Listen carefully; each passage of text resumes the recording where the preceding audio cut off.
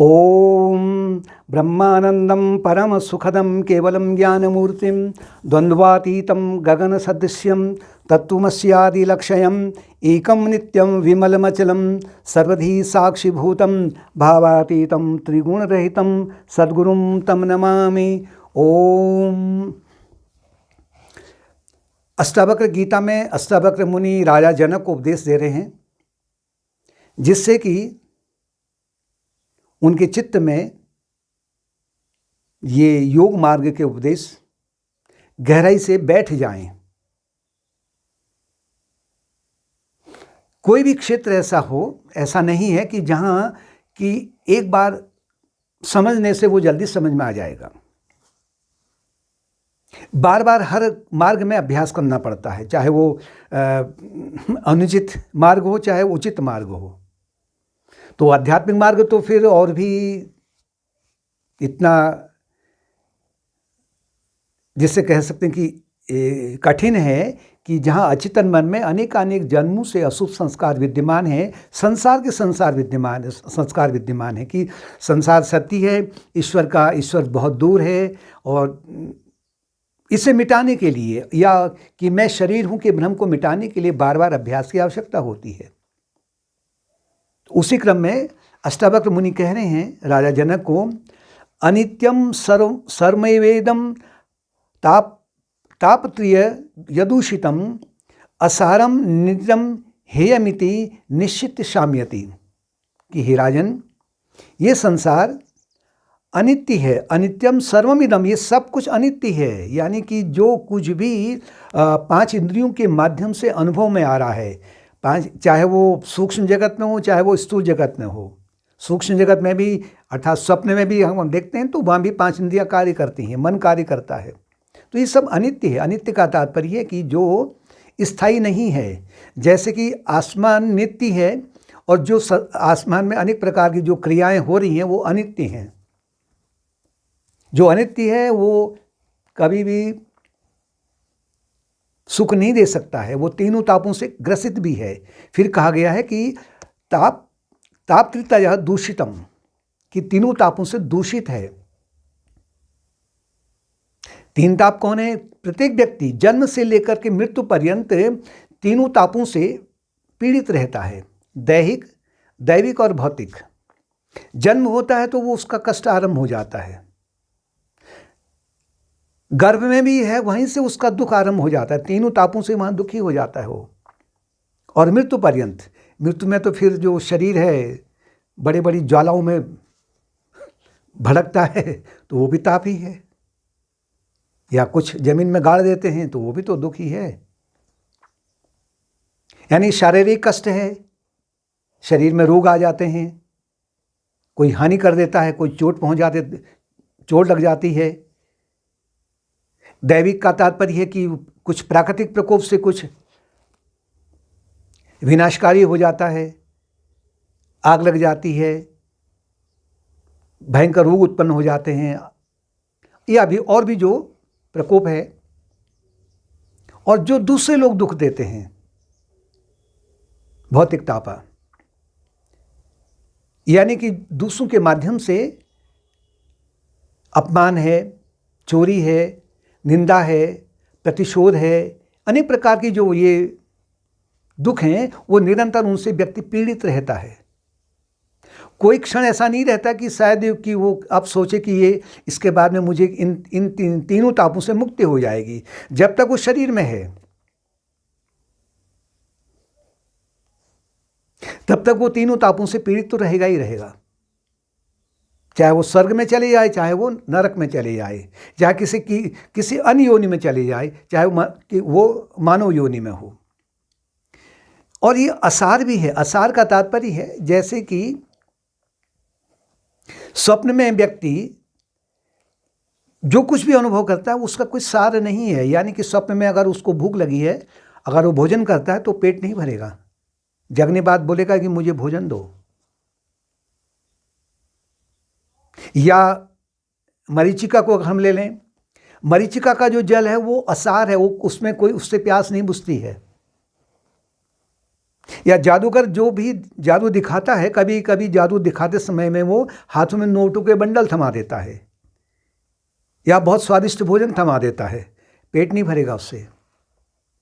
पेट नहीं भरने का तात्पर्य या प्यास नहीं बुझने का तात्पर्य है कि व्यक्ति का जो मूल उद्देश्य क्या है, वो चाहता है कि मुझे परम शांति मिले, नित्य मिले, स्थायी शांति मिले। इससे कभी उसे मिल नहीं पाती है, इसलिए ये निंदित है, कहते हैं निंदितम। दूसरी ओर शरीर अनेक प्रकार के मलों से भरा पड़ा हुआ है। जब तक इसमें परमात्मा का निवास है तब तो ये सब ठीक से काम कर रहे हैं, और नहीं तो इस जो संसार में स्थायी रूप से रहना चाहता है वो एक प्रकार के निंदित कर्म है, वो हेयम, इसलिए ये त्यागने योगी है। त्यागने का तात्पर्य यही नहीं कि इसको त्याग दिया जाए, यानी कि जो भी हमारे कर्म सामने जो कर्तव्य कर्म सामने आ रहे हैं अपने प्रारब्ध कर्मों के माध्यम से, उनको न किया जाए, ये तो और भी बहुत बड़ी भूल हो जाएगी। जब तक हम अब इन संसार के प्रारब्ध कर्म के माध्यम से जो कर्म हमारे सामने आए हैं, जब तक हम उनको नहीं करेंगे तो कैसे पता लगेगा कि ये असार है, ये अनित्य है? कैसे पता लगेगा? यहाँ तीनों ताप इकट्ठे आते हैं, कैसे पता लगेगा? यानी कि जो व्यावहारिकता है, व्यावहारिकता का त्याग नहीं करना है, उसमें मानसिक त्याग को बिठा देना है, अहंकारिक दृष्टिकोण को हटा देना है, राजसी तामसी अहंकार है उसको मिटाने का प्रयत्न करना है, वो त्याग है, त्यागने योगी है वो। ऐसा जान कर करके, ऐसा जो जान लेता है वो शांति को प्राप्त हो जाता है, अर्थात वो अपने भीतर उसे ये ज्ञात हो जाता है कि शांति इस असार संसार में नहीं है, शांति मेरे भीतर विद्यमान है। फिर कह रहे हैं, को असो कालो वयः किंग वा यत द्वंद्वानि नो निर्णाम तान पुमेक्ष यथा प्राप्तवर्ती सिद्धिम वापनयाम। वो कौन सा ऐसा समय है कि जिसमें मनुष्य किसी प्रकार के द्वंद्वों से दुखी नहीं हो रहा है? वो कौन सा काल है या कौन सी वो अवस्था है कि जहाँ उसे दुख नहीं मिलती, जो उसे वो द्वंद्वों से पीड़ित नहीं हो रहा है? अर्थात कोई भी समय ऐसा नहीं है, क्योंकि वो यहाँ पर पराधीन है। सपने हो पराधीन सुख नाही, स्वप्न में भी अगर वो पराधीन है वहां भी सुख नहीं है, ये भी तो स्वप्न ही है। गुरु वशिष्ठ भी कहते हैं राम जी को कि सुख मध्य स्थितम दुखम, दुख मध्य स्थितम सुखम। सुख के बीच में दुख विद्यमान है और दुख के बीच में सुख विद्यमान है, लेकिन अधिकांश लोग इस भ्रम में रहते हैं कि नहीं, एक अवस्था ऐसी आएगी, एक समय ऐसा आएगा, एक स्थान ऐसा आएगा कि जहाँ जिसके बाद में मुझे किसी प्रकार का कोई दुख नहीं होगा, सुखी सुख रहेगा, मुझे कोई कष्ट नहीं होगा, मुझे बाहरी लोगों से किसी प्रकार का कोई खतरा नहीं रहेगा। ये उसका भ्रम है। जैसे बालक का भ्रम होता है ना, तो वैसे ही अनेक लोगों का भ्रम ये रहता है।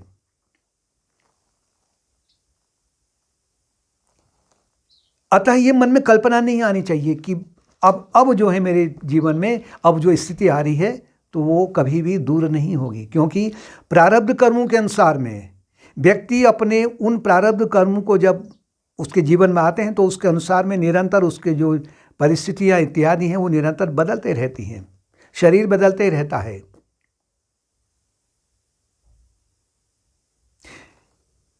यदि अगर व्यक्ति ये कहे कि मैं ये स्थान छोड़ दूंगा, मैं किसी और देश में चले जाऊंगा, या कि इस कार्य को छोड़ के उस कार्य को पकड़ लूंगा तो मुझे सुख मिलेगा, ये निरंतर उसका भ्रम है।